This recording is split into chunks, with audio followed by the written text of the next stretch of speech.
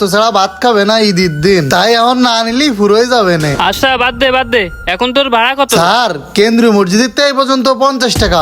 কি 20 টাকার ভাড়া তুমি 50 টাকা নিছাও? ও তাই তো কই গরুর গোশ কেন তুমি কি করে? স্যার আমি রোজা থেকে সকালের যা ভাড়া কাটিয়েছি সেই টাকা দিয়ে হাফ কেজি গরুর গোস্ত নিতে চাচ্ছি। আপনি আর 50 টাকা দিলি আমার হাফ কেজি গরুর গোস্ত হয়ে যাবে। তোমার ন্যায্য ভাড়া 20 টাকা, 20 টাকা নিলি নাও নালি ফেলাই দাও। রোজার দিন টাকা দিলেন ঠিক মতো। আচ্ছা গরুর গোস্ত নিয়ে যাই, ফুরোয় যাবে না আবার।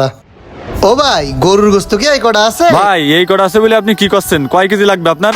ও ভাই কেজি ঠেজি না, ওই কত করে বিক্রি করতেছেন? রমজান মাসে তো গোশের দাম বেশি, তা বেচতেছি 750 টাকা, তোমার জন্য 730 টাকা ও রাখবেন। ভাই আধা কেজি গোস্ত দেওয়া যায়, আমার কাছে 350 টাকা আছে। ও ভাই আমরা কিন্তু হাফ কেজি গোশ বেশি নে, তা তুমি যখন নিতে আসাও তা দিবা না? তাহলে তাড়াতাড়ি দেন এই চাচা এখানে হাফ কেজি গোশ দাও দিন। ভাই, আর বেশি দিয়েন না, মা এটা হাফ খাবে। কেজি একটু বেশি বেশি হয়েছে তো, তা তুমি গরিব মানুষ আচ্ছা নাও। ঠিক আছে ভাই, টাকাটা বাইর করি। এই কি রে? টাকা কোনে গেল? বাম বাড়ি 200 টাকা ছিল যে, হাই হাই ডান বাড়ি তো 150 টাকা আছে। ওরে যাত্রী উঠানোর সময় লুঙ্গি ঠিক করলাম, তাহলে মানে পড়ে গেছে। ভাই একটা সমস্যা হয়ে গেছে তো। কি সমস্যা হয়েছে? ভাই এই পাশে লুঙ্গির খুঁটি 200 টাকা রাখিলাম, মনে হয় লুঙ্গি ঠিক করতে যে পড়িয়ে গেছে।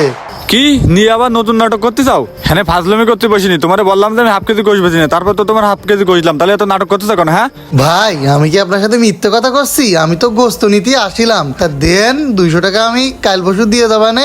ওই কলেজের পাশে বস্তিতে আমি থাকি ভাই। আমি এনে নগদ গোশ বেশি পাচ্ছি না, আর তুমি এনে বাকি দিন গোশ নিতে চাও তাই না? এ কয়েনটি বস্তি ভর্তি চাইছে, যাও এনতি সরো সরো এনতি সরো। ভাই সারাদিন ভ্যান চালাই গোশ কেনার টাকা জোগাড় করিলাম, মেয়েটা গোশের জন্য অপেক্ষা করবে না, চাইলাম হাফ কেজি গোস্ত নিয়ে দেবো, আমি 150 টাকা দিয়ে যাচ্ছি ভাই, একটু বিশ্বাস করে দেন। তুমি এনে এত ঝামেলা করতেছো কেন? সরো এনতি সরো, হেনতে যাও। তুই এনে বসে রয়েছিস কেন? এনতি সরাইতে পারতেছিস না? ও ভাই ধাক্কাচ্ছেন কেন? গোস্ত নেবো না? এ মুরগি এত নড়াচড়া করিস না, এমনি তো অনেক গরম পড়তিছে। গরুর গোস্ত তো নিয়ে হলে না, দেই আনতে একটু মুরগি নিয়ে যায়। ও ভাই মুরগি কত করে কেজি? ও ভাই মুরগি 350 টাকা কেজি। ও ভাই কি করছেন, এত দাম?